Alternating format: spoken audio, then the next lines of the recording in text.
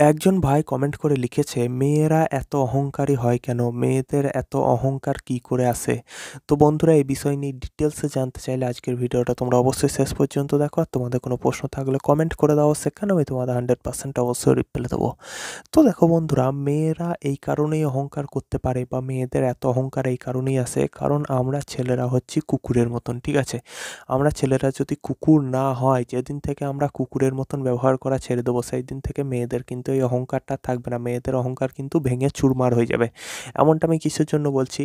এমনটা এই কারণেই বলছি, দেখো আমাদের সাধারণত আমরা ছেলেরা কী করি, একটা কোনো সুন্দরী মেয়ে দেখলাম, হ্যাঁ, এমনকি সুন্দরী যে নয় তার পেছনেও সাধারণ একটা এমন মেয়ে যে ধরো কোনো রূপ টুপ সেরকম কিছু নেই, ঠিক আছে? তো সেই সব মেয়েদের পেছনেও যদি 4-5টা ছেলে অল টাইম পড়ে থাকে, তাহলে মেয়েদের অহংকার হবে না তো কি ছেলেদের হবে? তো এই জিনিসটা কিন্তু আমাদের বুঝতে হবে, ঠিক আছে? একটা মেয়ের পেছনে, আর যদি কোনো সুন্দরী মেয়ে হয়, তাহলে তো আশেপাশে গ্রামের সব ছেলেপিলে নিয়ে মোটামুটি 50 থেকে 100টা ছেলে সেই মেয়েটার পেছনে পড়ে থাকে। সেই মেয়েটার নাম জানে, সেই মেয়েটা কখন কী করে, কোন ক্লাসে পড়ে, কী খেতে ভালোবাসে, কখন হাঁকতে যায়, সব জিনিস জেনে বসে আছে, ঠিক আছে? মানে মেয়েটা একটা সেলিব্রিটি আর কি। তো সেই মেয়েটার অহংকার হবে না কি কোনো ছেলের অহংকার হবে? তো এই জিনিসটা কিন্তু আমাদের বুঝতে হবে, ঠিক আছে?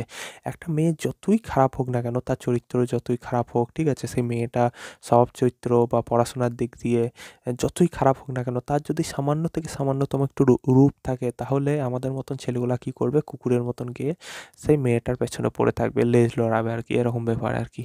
তো ওই কারণেই কিন্তু মেয়েদের অহংকারটা চলে আসে। আর যেদিন থেকে ছেলেরাই মেয়েদের পেছনে লেজ নড়ানো বন্ধ করে দেবে, কুকুর হওয়া বন্ধ করে দেবে, মেয়েদের পেছনে কুকুরের মতন ঘুরবে না, সেই দিন কিন্তু মেয়েদের এই অহংকারটা থাকবে না। এমনটা কিন্তু সত্যি করেই হবে যেদিন থেকে ছেলেরা মানে নিজেদের আম অ্যাটিটিউডটা বুঝে যাবে, ঠিক আছে? মেয়েদের পেছনে ঘুরবে না। যেদিন ছেলেরা ব্রহ্মচারী হয়ে যাবে, ঠিক আছে? মেয়েদের পেছনে দৌড়াবে না কুকুরের মতন, সেই দিন কিন্তু মেয়েদের এই অহংকার বা অ্যাটিটিউড কিন্তু আর থাকবে না। আর এমনটা প্রমাণিত। দেখো বন্ধুরা, পৃথিবীর এমন অনেক দেশ আছে যেখানে মেয়েদের সংখ্যা বেশি, ছেলেদের সংখ্যা কম। যেমন তার মধ্যে সবথেকে অন্যতম হচ্ছে রাশিয়া। রাশিয়াতে প্রত্যেক ১০০ জন মানে ১০০ জন মেয়ে পিছু ৮০টা করে ছেলে আছে।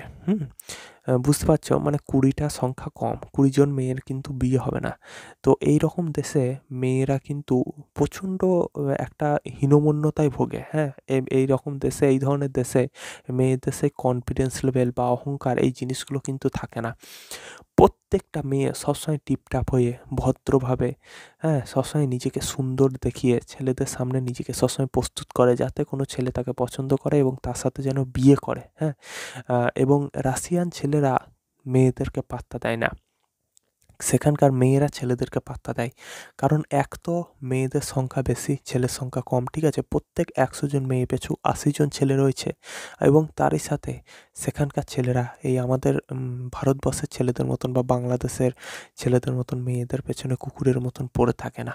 তাই সেখানকার মেয়েরা সবসময় ছেলেদেরকে পটানোর জন্য বা বলতে পারো ছেলেদের মন পাওয়ার জন্য নিজেদের অ্যাটিটিউডটাকে দূরে সরিয়ে রেখে, নিজেদের অহংকারটাকে দূরে সরিয়ে রেখে ছেলেদের সাথে বন্ধুত্ব করতে চায়, ছেলেদের সাথে সম্পর্ক করতে চায়, প্রেম করতে চায়, বিয়ে করতে চায়।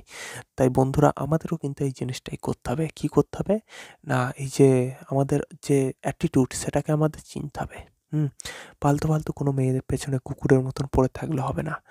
কোনো সুন্দরী মেয়ে দেখলাম, তাকে ফ্রেন্ড রিকোয়েস্ট পাঠানো, তার সাথে কথা বলার চেষ্টা করা, এই জিনিসগুলো করলে হবে না। এই জিনিসগুলোর থেকে যতটা দূরে থাকার চেষ্টা করবে, ততই তোমার পক্ষে ভালো। এবং তোমাকে যেটা করতে হবে সেটা হচ্ছে নিজের কেরিয়ারের ওপরে মনোযোগ দিতে হবে। নিজেকে আরও উন্নত করার জন্য মনোযোগ দিতে হবে। তাহলেই দেখবে মেয়েরা কিন্তু তোমার পেছনে ঘুরে বেড়াবে, তোমাকে পটানোর জন্য ঘুরে বেড়াবে।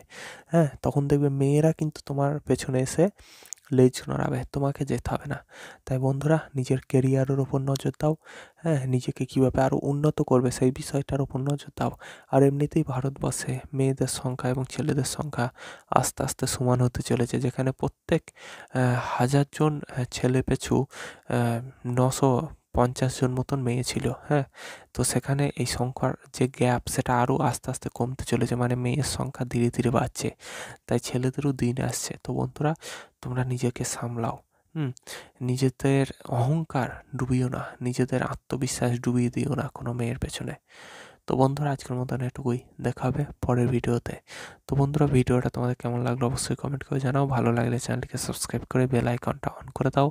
আর কোনো প্রশ্ন থাকলে কমেন্ট করতে পারো, সেখানে আমি তোমাদের 100% অবশ্যই রিপ্লাই দেবো।